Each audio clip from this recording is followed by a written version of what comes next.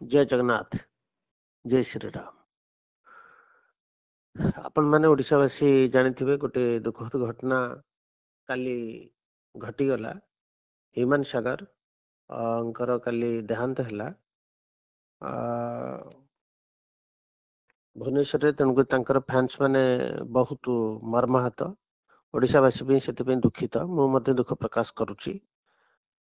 आपण मैंने जानी ये जो चैनल स्टार चैनल, ये चैनल रे पर दिन पूर्व दिन माने रविवार दिन आमर फोरकास्टिंग होता ऑडियो, कारण बहुत अर्जेंट रे थिले ऑडियो। से ऑडियो आमर जाइथिला लाइव रे पड़िथिला। समस्ते जानथिबे जे तांकर जो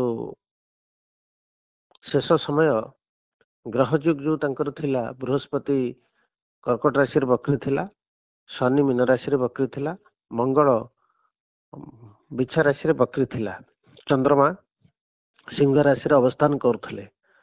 ग्रह गणित रे, ग्रह जगत रे आपण मैंने जानते मु तो हूँ ज्योतिर्विज्ञान छात्र, जगन्नाथ विश्वविद्यालय पुरी, भारत सरकार को द्वारा मान्यता प्राप्त। मोर सबू लोक अप्रोच करथिले मते रविवार दिन सकाळू सब मीडिया भाई मैंने जे आपण टिके प्रेडिक्शन दियंतु। आपण तो सब देश राष्ट्र पर प्रेडिक्शन करती। आउ भारत रे ओडिशा रे बीजेपी सरकार आसीबो, आउ नेशनल प्रेडिक्शन भी आपण दियंती। आउ ता सहित वार उपर, इजराइल वार उपर भी दैछन प्रेडिक्शन। दाना उपर मध्ये आपण प्रेडिक्शन दैथिले। एबे नुआपड़ा इलेक्शन उपर मध्ये आपण प्रेडिक्शन दैथिले। आपनकर सब प्रेडिक्शन सत हुए। आ भारी चैलेंजिंग प्रेडिक्शन। आपण कहंतु आपण को गणना कोन कहूची ह्यूमन सागर को ऊपर। मु तांकर विषय एते अननोन थिली, बोधे थरे अते देखिछि, किंतु मु जेहेतु कला जगत भितरे नाही तेणुकर मु एते अक्वेंटेड नुह। तो मीडिया भाई मैंने कहले जे तांको ऊपर गोटे प्रेडिक्शन दियो। प्रेडिक्शन दवा ज्योतिष शास्त्र रूल है जन्म तारीख, जन्म समय, नाम और स्थान उपर गणना करके दिया जाए। किंतु मो पाखे जेहेतु बहुत हायर कैटेगोरी नॉलेज, गोटे मान्यता प्राप्त विश्वविद्यालय मु छात्र, ज्योतिर्विज्ञान रे पोस्ट ग्रेजुएट मोर। तेणुक मत किसी बड़ कथा नुह यहाँ, पुणी भी हाथ रेखा निहाती देखा दरकार। तांकर जन्म तारीख मो पाखे अवेलेबल नाई, किसी जिनस अवेलेबल ना, खाली एति जानी जे तांको ना होची ह्यूमन सागर। तेणुक तांकर मु खोजिली हैंड फोटो। हैंड फोटो खोजु खोजु तांकर गत वर्षर वर्ष तलर पाखापाखि गोटे वीडियो मिलला जे मीडिया बाइट्स रे तांको गोटे कॉम्प्लिकेटेड कि तांकर पारिवारिक जीवन उपरे तांको मीडिया बाइट्स माने सब मीडिया माने क्वेश्चन करुथले। से क्वेश्चन करिया भितर से तांकर हाथटाको ऊपर को उठै दैथिले, डाहाण हाथटाको ऊपर को उठै दैथिले। से जेतले से डाहाण हाथटाको ऊपर को उठै दैथिले मीडिया बाइट्स माने मो पाखे जेहेतु माँ भगवतीर वरदान अच्छी, मोर आखि जेकोसी जिनस पड़े गोटे सेकेंड, गोटे मुहूर्त मु तार गत वर्तमान भूत भविष्य देखिनी।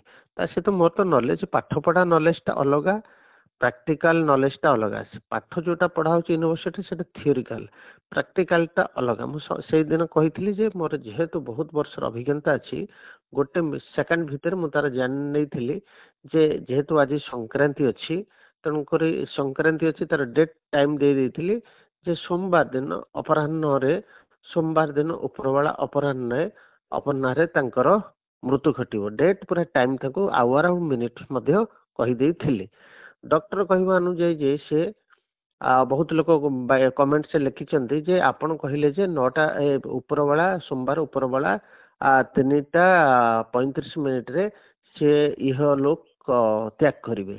माने लोक मैंने मत कमेंट देते से कहते डॉक्टर कह कथा जे 9टा 8 मिनिट रात्रि से गले ये जो 3 घंटा 4 घंटार जो किसी घंटार फरकटा ताको आपण टिके माने क्लारिफाई दियंतु। आपण गणना अनुଯାयी आपन गोटे डेट ठीक अच्छे, खाली टाइम टा टिके एपट सेपटा है। मोर से जो दर्शक मैंने नियमित भाव में चैनल टी फॉलो कर सब्सक्राइब करूँ।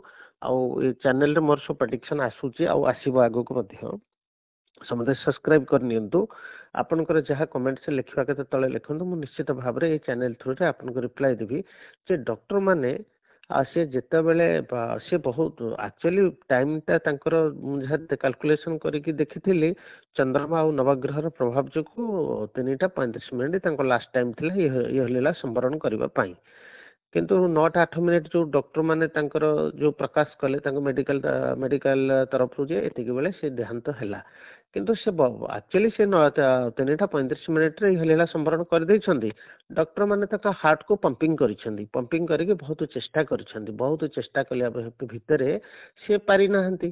ସେଇ ଯେଉଁ 3-4 ଘଣ୍ଟା ବା ସେ ବହୁତ ଚେଷ୍ଟା କଲେ ଯେ ନାଇଁ ତାକୁ କେମିତି ଆମେ ରଖିବା। ତେଣୁକରି ଡିକ୍ଲାରେସନ୍ ମେଡ଼ିକାଲ ଏତେ ଜଲ୍ଦି ଡିକ୍ଲାରେସନ୍ ଦିଏନି। ଆପଣମାନେ ଜାଣି ରଖନ୍ତୁ ଦର୍ଶକ ବନ୍ଧୁମାନେ, ଯେକୌଣସି ଲୋକ ଆପଣ ଜାଣିଥିବେ ମଲାର 5 ଦିନ 6 ଦିନ ମଧ୍ୟ ସେମାନେ ଆଇସି ଭିତରେ ରଖନ୍ତି।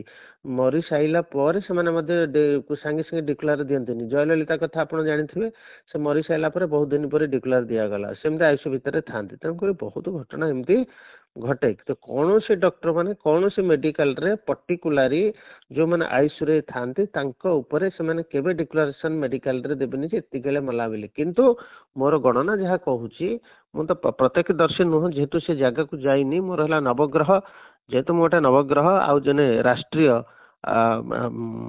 ପ୍ରେଡିକ୍ସନ୍ ଦେଉଛି, ଗୋଟେ ରାଷ୍ଟ୍ରୀୟ ପଣ୍ଡିତ ମୁଁ। ମୋର ୟୁଟ୍ୟୁବ୍ ଚ୍ୟାନେଲ୍ ବି ଅଛି, ବଗଳାମୁଖୀ ସାଧନା ଆଣ୍ଡ ଫ୍ୟୁଚର ପ୍ରେଡିକ୍ସନ୍ ଅଛି। ମୋର କୋଟି କୋଟି ଭିଉର୍ସ ପୁରା ସାରା ପୃଥିବୀରେ ସବୁ ଲୋକ ୱାର୍ଲଡରେ ମୋତେ ଫଲୋ କରନ୍ତି। ତେଣୁକରି ମୋର ଗଣନା କହୁଥିଲା ଯେ 3ଟା 35 ମିନିଟ୍ରେ ସେ ଇହଲୋକ ସମ୍ବରଣ କରିବେ। ତେଣୁକରି ମୋ ଗଣନା ଅନୁଯାୟୀ 3ଟା 35 ମିନିଟ୍ରେ ସେ ଆକ୍ଚୁଆଲି ତାଙ୍କର ଇହଲୋକ ସେ ସମ୍ବରଣ କରିଛନ୍ତି। ଆଉ ଡକ୍ଟର ତାଙ୍କର 9ଟା 8 ମିନିଟ୍ ରାତି ଡିକ୍ଲାରେସନ୍ ଦେଇଛି। ତାଙ୍କ ଅଫିସିଆଲି ଡିକ୍ଲାରେସନ୍ ତ ସାଙ୍ଗେ ସାଙ୍ଗେ ଦେଇଦେବେନି। ତାଙ୍କର ସମସ୍ତେ ବସିବେ, ତାଙ୍କର ଷ୍ଟାଫ୍ ବସିବ, ତାଙ୍କର ଅଥରିଟି ଆସିବେ, ତାଙ୍କର ହେଡ୍ ଆସିବେ, ତାଙ୍କୁ ପୁଣି ବସିବେ, ଗୋଟେ ଲେଖାଲେଖି ହେବ, ରିଟିନ୍ ହେବ, ସମସ୍ତଙ୍କ ଷ୍ଟେଟମେଣ୍ଟ ଯିବ, ଆଜ୍ଞା ଆଉ ହେବ ନା ହେବନି ନା ଆଉ କିଛି ୱେ ଅଛି, ସବୁ ଡିସାଇଡ୍ କରିସାରିଲା ଗୋଟେ ଟାଇମ୍ ବ୍ୟବସ୍ଥା ଲାଗେ। ସେ ଟାଇମ୍ଟା 3 ଘଣ୍ଟା 4 ଘଣ୍ଟା ତାଙ୍କର ଲାଗେ ବା 5 ଘଣ୍ଟା ତାଙ୍କର ଲାଗେ। ତାପରେ ସେମାନେ ଅଫିସିଆଲି ଡିକ୍ଲାରେସନ୍ ଦେବେ ଯେ ମାନେ ହି ଇଜ୍ ଡ୍ୟାଡ୍। ତେଣୁକରି ସେ ମୋର ଟାଇମ୍ଟା ଏକଦମ ପରଫେକ୍ଟ ଅଛି, ଗଣନା ଏକଦମ ଠିକ୍ ଅଛି।